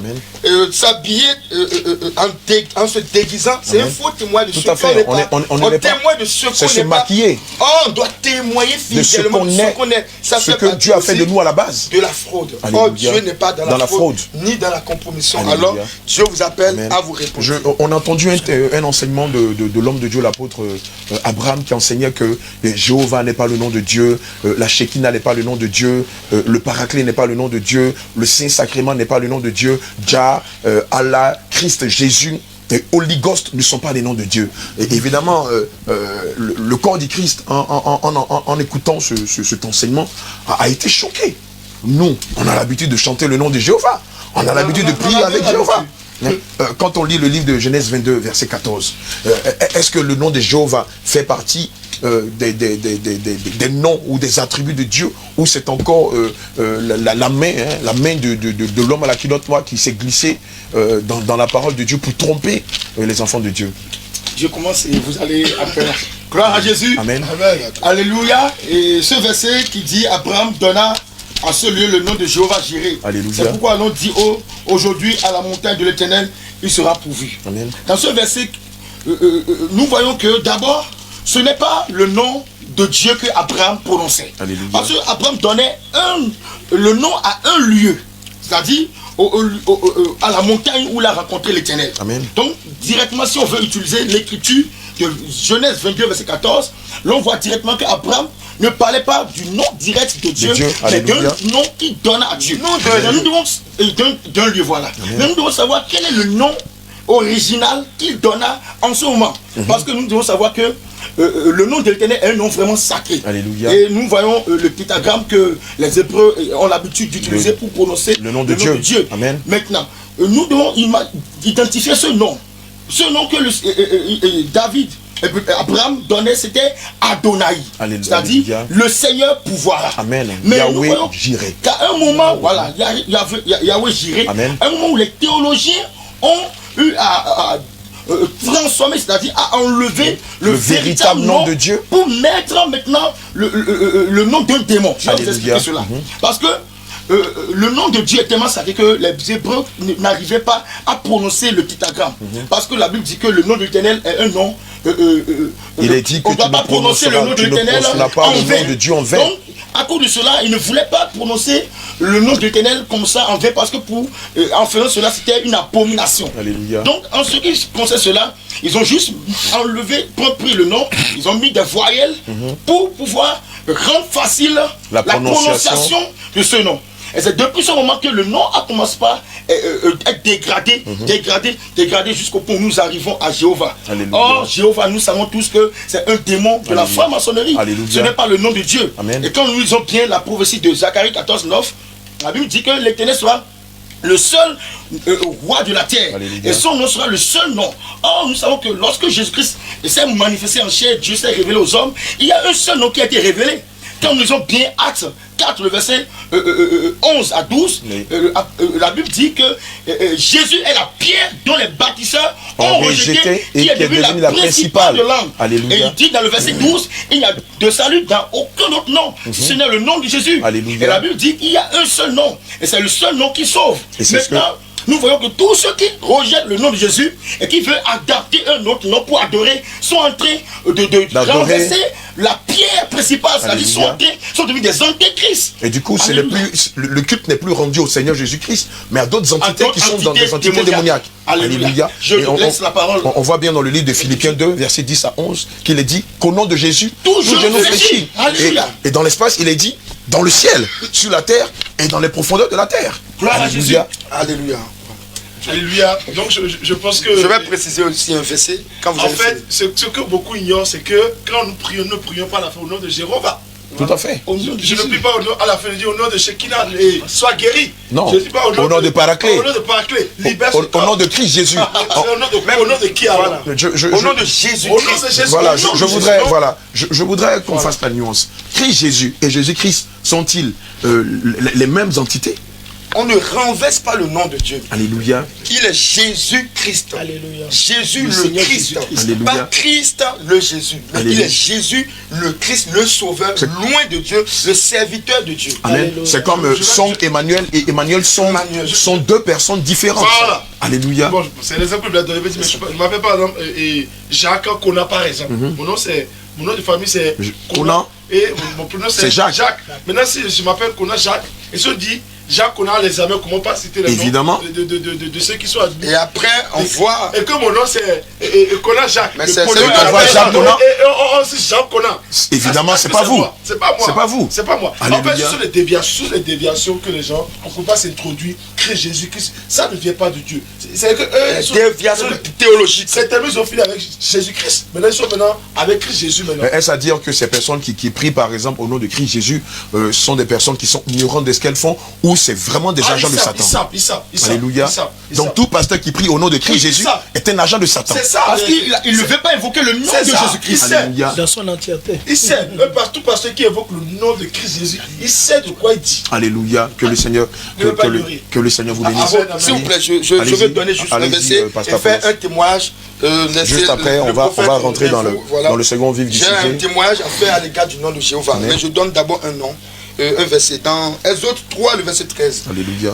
On a parlé du nom que Abraham a donné au lieu, c'est-à-dire au lieu voilà, où Dieu lui a apparu.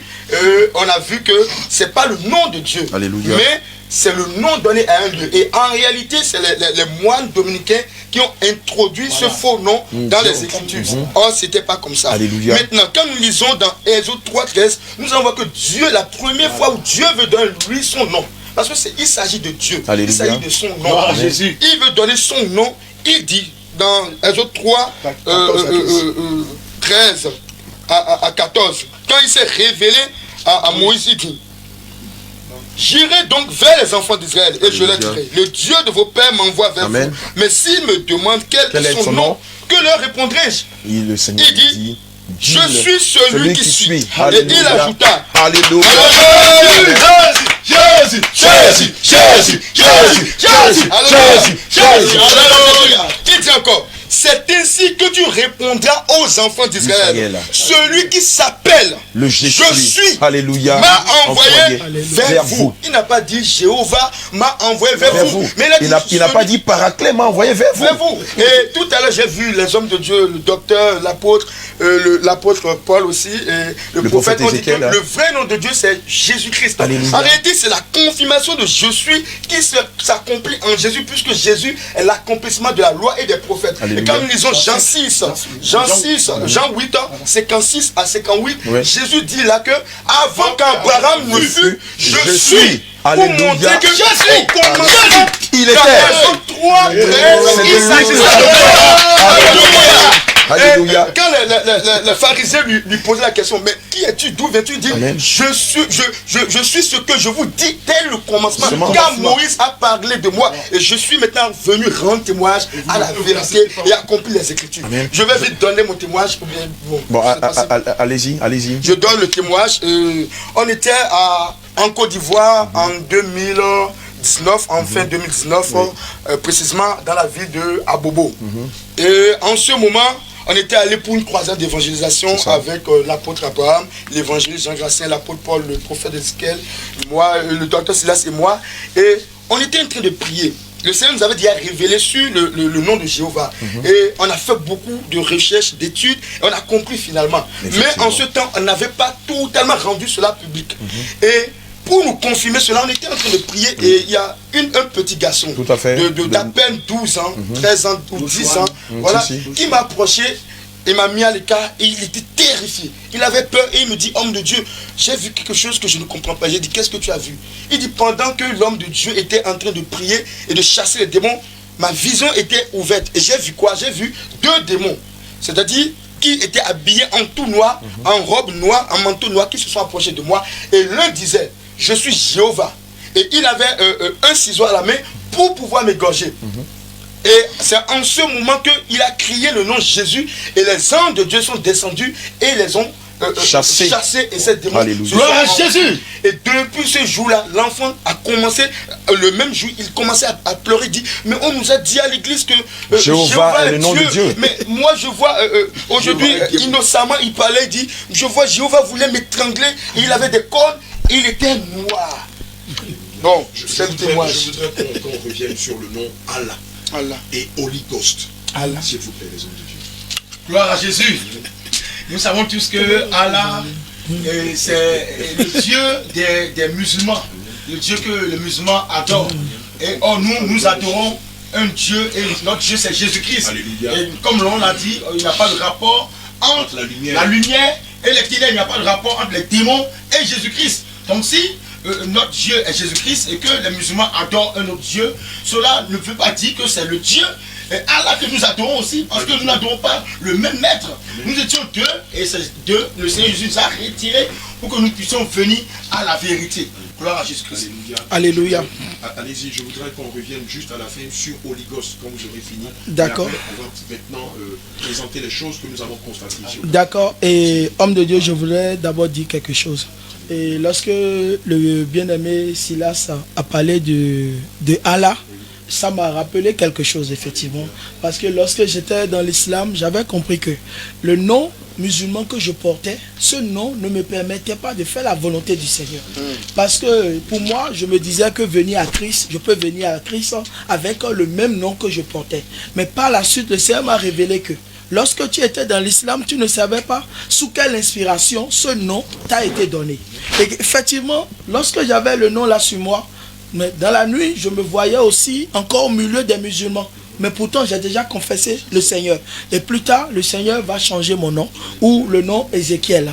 Et là, j'ai compris que le nom a une utilité importante dans notre vie. C'est pourquoi même dans la Sainte Doctrine, le nom que vous aviez autrefois lorsque vous étiez dans les ténèbres. Et lorsque vous venez à Christ, vous devez prier pour chercher à savoir si c'est le nom là que le Seigneur vous a donné. Parce que beaucoup viennent à Jésus en restant les mêmes, sans que rien ne change. Or, si nous venons à Jésus, il devait avoir un changement en nous. Lorsque nous parlons du nom de Jésus, nous devons comprendre que si nous sommes chrétiens et que nous ne connaissons pas le nom de notre Seigneur, cela nous disqualifie déjà de la course. Cela nous disqualifie et cela fait qu'au portail du ciel, nous ne pourrons même pas y aller. Parce que quoi? On va te demander, est-ce que tu connais Jésus? Parce qu'une chose est de connaître Jésus, mais une chose est de savoir que Jésus-Christ est Dieu. Et lorsque je prends le livre de Jean chapitre 6, Jean chapitre 6, à partir de verset 64, il dit, mais il en est parmi vous quelques-uns qui ne croient point. Car Jésus savait dès le commencement qui étaient ceux qui ne croyaient point et qui était celui qui le livrerait. Et il ajoutait, c'est pourquoi je vous ai dit que nul ne peut venir à moi si cela ne lui a été donné par le Père. Connaître que Jésus-Christ est Dieu, c'est une révélation, c'est un mystère pour nous qui avions cru. Et je continue la lecture. Dès ce moment, plusieurs de ses disciples se retiraient et ils n'allaient plus avec lui. De la même manière qu'aujourd'hui, entre nous, dans l'église, dans le corps du Christ, nous voyons qu'il y a des divisions par les fausses doctrines qui se ramènent ou d'autres continuent de croire à la Trinité, mais nous croyons en la divinité suprême de Jésus. Et il dit, Jésus donc dit aux 12, et vous, ne voulez-vous pas aussi vous en aller? Simon-Pierre lui répondit, Seigneur, à qui irons-nous? Tu as les paroles de la vie éternelle. C'est pour dire que Jésus-Christ est Dieu. Alléluia. Et la vie, nous ne pouvons que l'obtenir en Jésus. Le salut n'est obtenu qu'en Jésus-Christ. Et c'est Jésus que nous devons reconnaître comme Dieu. 1 Jean 4, verset 2 à 3. 1 Jean 4, verset 2. Reconnaissez à ceci l'Esprit de Dieu. Amen. Tout esprit qui confesse Jésus-Christ venu en chair est de Dieu. Et tout esprit qui nie et qui ne confesse pas Jésus n'est pas de Dieu. C'est celui de l'Antichrist dont vous avez appris la venue et qui maintenant est déjà dans le monde. C'est Allah. Voilà. Je voudrais qu'on parle un peu de Holy Ghost. Voilà. On voit dans le monde Alléluia. anglophone. Effectivement, on appelle le Saint-Esprit Holy Ghost. Effectivement, Holy Ghost, que nous prenons, même l'explication dans le dictionnaire anglais, français, ça donne cet esprit. C'est ce que ça donne malheureusement. Or, quand nous prenons de Holy Ghost, Holy, c'est deux mots formés. Il y a Holy qui veut dire saint. Le Ghost veut dire fantôme. Ça veut dire esprit méchant. Alors, comment se fait-il que les gens ont pu former le mot pour donner cet esprit? C'est grave. Ça pose un problème. C'est un piège de l'ennemi aussi. Ça veut dire que même dans le registre littéraire, il y a des pièges aussi que nous devons faire attention. Donc, employer Holy Ghost à la place de cet esprit, c'est... On le voit dans le combat spirituel. Holy Ghost fire. C'est ça. Holy Ghost fire. Holy Ghost fire. Mais on aurait dit Holy Spirit. Les ténèbres chassent les ténèbres. C'est pas le but du Holy God, d'accord? Oui, Holy Spirit. Holy Spirit. Le bon thème c'est Holy Spirit. Holy Spirit. Holy Spirit. Ou bien Holy God. Holiness. Holy God. Maintenant, c'est un fantôme feu. C'est un fantôme feu. C'est un fantôme feu. Donc, de mourir quand c'est comme ça. Je voudrais appeler les uns les autres vraiment à faire attention aux expressions qu'ils emploient dans les prières. Tu fais beaucoup attention. Voyez, conformons-nous à la parole de Dieu. Limitons-nous à ça. Pourquoi nous voulons mettre encore des ajouts d'encore étrangers? Donc, vraiment, soyons simples. La parole de Dieu n'est pas compliquée. Ne cherchons pas loin. Alléluia. Et donc, je tiens à bénir le nom du Seigneur pour vos vies. Je constate que le Saint-Esprit vous a enseigné à la plus belle des écoles qui est l'école du Saint-Esprit. Nous a tous enseigné d'ailleurs. Gloire à Jésus. Alléluia.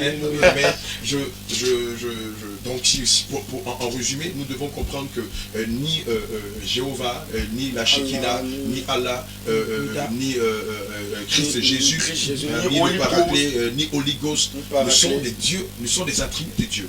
N'est-ce pas? Alléluia. Il nous manque que 10 minutes.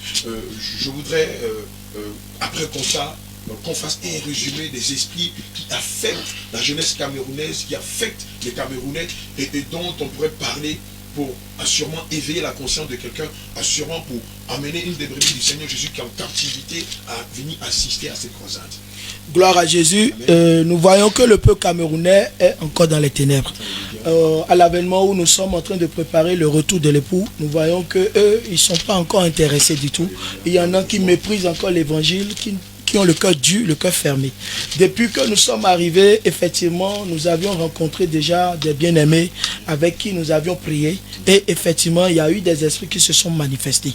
Et la plupart des esprits qui se sont manifestés, ce sont les esprits de famille, les esprits de réclamation, les esprits de destruction et les esprits aussi d'impudicité liés à la masturbation, à la vie d'impudicité, à la vie de fornication. Il y a tout ça là, il y a la vie de débauche aussi, qui est l'esprit de mondanité, l'esprit de débauche et surtout aussi l'esprit de Jézabel. Et encore l'esprit de Python. L'esprit de Python qui se glisse partout. Donc il y a eu beaucoup de ces cas que nous avions rencontrés.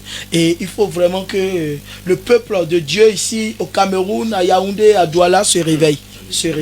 Parce que nous sommes dans les mauvais jours, les mauvais temps. On constate un fort esprit de nudité. Ici, toutes les jeunes filles qui portent le cabas le portent entre les cuisses. Le cabas qui, à l'époque, se portait jusqu'au tibia, aujourd'hui, elle monte jusque dans les cuisses. Et apparemment, ça ne meut personne. Et malheureusement, nous constatons dans les délivrances que dans le combat spirituel, c'est l'un des esprits majeurs qui se manifeste, c'est-à-dire l'esprit de Jézabel. Elle se sent bien à l'aise ici. Alléluia. Il y a aussi l'esprit de l'alcool. Or, le livre de l'ivrognerie. Or, on peut lire le livre de Lévitique 10, versets 8 à 10. Je sais qu'avant-hier, nous étions dans les rues de Yaoundé et nous avons eu même, je dirais, un accrochage entre des personnes qui étaient assises dans un maquis à qui nous avons présenté l'évangile sur la base de l'alcool en leur signifiant que aucun enfant de Dieu ne peut boire l'alcool et hériter du royaume des cieux. On a subi beaucoup de pugilats, beaucoup d'injures, beaucoup de mépris. La plus zélée d'entre elles était une femme, une jeune demoiselle qui s'est levée et qui nous a traités de tous les noms. Est-ce que Dieu accepte que ces brebis, ces nivres boivent de l'alcool ou Dieu est contre cela? Lévitique 10, 9, 8 à 10. L'Éternel parla à Aaron et dit, Alléluia. Tu ne boiras ni vin, Tu ne boiras ni vin, ni boisson énivrante, Alléluia. toi et tes fils avec toi, Amen. lorsque vous entrerez dans la tente d'assignation, Alléluia. de peur que vous ne mouriez. Amen. Ce sera une loi perpétuelle parmi vos descendants. Amen. Ce sera une loi Perpétuelle. Qu'est-ce que ça veut dire une loi perpétuelle? Une loi éternelle, de génération en génération. C'est-à-dire que cette loi-là ne se limite pas qu'à l'ancienne alliance. Non. Et qu'elle continue dans l'espace et dans le temps. Alléluia. Je voudrais confirmer ça parce que quand nous lisons le livre de l'Apocalypse, qui nous montre que aujourd'hui, Christ fait de nous les royaumes des sacrificateurs. Voilà, donc, c'est ça. le Seigneur avait choisi un peuple particulier pour le servir. Mais dans la nouvelle alliance, le Seigneur a permis que tous nous soyons le servir. Donc en même temps, c'est dit que l'alliance lévitique, c'est qu'elle est remplacée par l'alliance royale. Oh, la tente d'assignation aujourd'hui, c'est notre notre corps. Alléluia. Parce que nous sommes notre corps et le temps. Du Saint-Esprit. Et c'est ce qu'on voit dans les livres de 2 Corinthiens. Et malheureusement, la question que je pose, tu as parlé de n'enivrer, de ne pas s'enivrer. Mais pourquoi nous on dit de ne pas prendre d'alcool? On lui a bien dit ceci. C'est-à-dire, la Bible déclare dans le livre d'Éphésiens 5, le verset du qui dit ne vous enivrez pas du vin, mais soyez plutôt remplis du Saint-Esprit. Ça voudrait dire quoi? Nous, en tant qu'enfants de Dieu, nous qui avons reçu Christ, nous qui avons reçu le Saint-Esprit, nous ne pouvons pas boire l'alcool. Le Seigneur ne supporte pas la présence d'alcool. L'alcool, dans le bon langage, s'appelle les spiritueux. C'est ça, voilà, les Ça spiritueux. veut dire plusieurs esprits. Voilà, ça, les Alléluia. spiritueux, Est-ce les que vins, tout ça là. l'alcool, la levure de maïs et consorts et tout ça, le vin de palme et tout ça. Et Je vais même compléter la réaction de l'homme de Dieu quand il parlait. Et il y a un verset même qui règle la situation. On n'a pas même besoin d'aller de continuer. Voilà. Proverbe 23, le verset 20. Alléluia. Ne sois pas parmi les buveurs de vin, parmi ceux qui font essai de viande. Alléluia. Car l'ivrogne et celui qui se livre à des essais s'appauvrissent. Et l'assouplissement fait porter des aignons. Alléluia. Gloire à Jésus. Amen. Et évidemment, c'est l'un des esprits majeurs que nous avons remarqué lorsque nous sommes venus. La bière. À 10h, des gens descendent du service, vont boire une bière et après ils repartent au service. À midi, on voit des maquis en bordure des entreprises où les gens sortent du service et vont s'enivrer, vont boire de l'alcool et repartent au service. Or, dans la plupart des nations, il y a une charte qui interdit aux employés de boire de l'alcool pendant les heures de service. Mais ici, nous constatons que c'est tout le contraire. Des gamins boivent, des jeunes boivent, des femmes boivent, des adultes boivent. C'est pas que je vous coupe. Alléluia. Lors des évaluations, on leur demandait, qu'est-ce que vous tirez de l'alcool? Il dit non, c'est pour chasser les soucis, tout ça. Il dit ah bon, donc vous voulez chasser les soucis, pas la bière. Donc tous les jours, vous allez boire la bière. Alléluia. Celui qui peut chasser les soucis, c'est Jésus. C'est le Seigneur Jésus. Amen. Et malheureusement, nous avons des familles comme ça qui ici au Cameroun, ont des alliances depuis la nuit des temps avec l'esprit de l'alcool. Et l'alcool a détruit leur vie. Pendant que je parle, je sais que mon bien-aimé, tu te reconnais dans ce que je suis en train de te dire ce soir. Si depuis des années, tu as tenté à montre les reprises de te défaire de cette prison de l'alcool, je t'invite demain à cette croisade. Par cette croisade, par la rencontre avec l'homme de Galilée, je te le dis en vérité, le Seigneur va te faire sortir de la prison de l'alcool. Alléluia. Bien-aimé, je vais ajouter quelque chose. Je vais donner un verset pour finir de ma part. Joël 1,5 dit: réveillez-vous, ivrognes, et pleurez-vous tous, buvez de vin. On n'a pas dit ceux qui prennent assez ou ceux qui s'enivrent, mais on dit vous tous buvez de vin. Gémissez, parce que le mou vous est enlevé de la bouche. Je voudrais aussi profiter pour lancer un cri d'alerte vis-à-vis du peuple de Dieu qui nous suit en ce moment. C'est vrai, c'est important, c'est capital même de rechercher votre délivrance. N'allez pas vous éterniser dans une église, dans une religion, quoique quand vous allez mourir, vous n'irez pas au ciel. Parce que vous ne pouvez pas aller au ciel avec les démons. Et même quand nous lisons Exode chapitre 6, à partir du verset 6, il est dit: c'est pourquoi dit aux enfants d'Israël, je suis l'Éternel, je vous affranchirai des travaux dont vous chargent les Égyptiens. Je vous délivrerai de leur servitude et je vous sauverai à bras étendus et pas de grand jugement. Donc le peuple de Dieu, vous devez venir au Seigneur pour que le Seigneur lui-même assure votre délivrance, pour que vous soyez un peuple acquis, un peuple élu pour faire sa volonté. Gloire à Jésus. Je voudrais inviter toutes ces personnes qui traversent des moments spirituels difficiles, en l'occurrence toutes ces personnes qui subissent des agressions, des agressions ou des viols, des couches de nuit, ceux qui sont victimes de maris de nuit, ceux qui sont victimes de femmes de nuit, celles qui sont victimes, comme l'homme de Dieu le disait tout à l'heure, des perpétuels recommencements, des rejets, des perpétuels chômages, des perpétuels célibats. On constate qu'ici au Cameroun, les femmes sont très belles, mais malheureusement, il leur est difficile de rentrer dans les liens sacrés du mariage. Nous savons qu'ici au Cameroun, bon nombre de jeunes sont très intelligents, sont talentueux, ont une grande intelligence, mais malheureusement, ils n'arrivent pas à se réaliser. Pourquoi? Parce que dans les familles, il y a cette demande de réclamation-là qui les empêche de se réaliser, de monter des projets, de pouvoir travailler. Nous avons rencontré des bien-aimés qui ont des diplômes, mais malheureusement, depuis des années, n'arrivent pas à travailler parce qu'ils sont sous la domination des démons de réclamation. Ils sont sous la domination des esprits destructeurs. C'est l'occasion pour vous, bien-aimés, de venir à cette croisade que nous organisons le demain, mercredi 15, au stade à Béga, au marché Ekounou, ici même à Yaoundé, dès 18h, demain 15, dès demain 15 à 18h, le jeudi à la même heure, c'est-à-dire à 18h, et le vendredi 17, ce sera une veillée qui va démarrer à partir de 21h à l'aube. Et le samedi 18, nous allons emmener toutes ces âmes qui auront confessé Jésus et qui se seront repentis de leurs péchés et qui auront reçu la délivrance dans les eaux du baptême. Alléluia. Donc nous invitons, comme nous l'avons dit tout à l'heure, les Rosicruciens, les francs-maçons, les Kamessis. Les Kamessis, ce sont les féticheurs, c'est le terme. Les Magnésis. Nous invitons les panafricanistes, nous invitons les prostituées, nous invitons les braqueurs, les voleurs, nous invitons le corps politique camerounais, nous invitons les sportifs camerounais, nous invitons les artistes. Les artistes peintres, les artistes, le corps armé, voilà, à venir en ce moment-là. C'est un moment de réconciliation, c'est un moment d'enseignement sur la sainte doctrine, comme vous l'avez entendu tout à l'heure. C'est un moment de délivrance, de guérison, de prodiges et de miracles à l'honneur de notre Seigneur Jésus-Christ. Je voudrais donner les contacts. Voilà, pour nous contacter, donner les contacts. Voici nos contacts. 69 84 Alléluia. 23 06 7. Je reprends. 69 Alléluia. 84 23 06 7. Et un autre numéro 6 98 29 08 05. 6 98 29 08 05. Que le Seigneur vous bénisse. Que le Seigneur vous bénisse. Je voudrais aussi donner mon numéro qui est un numéro qui est très facile à retenir.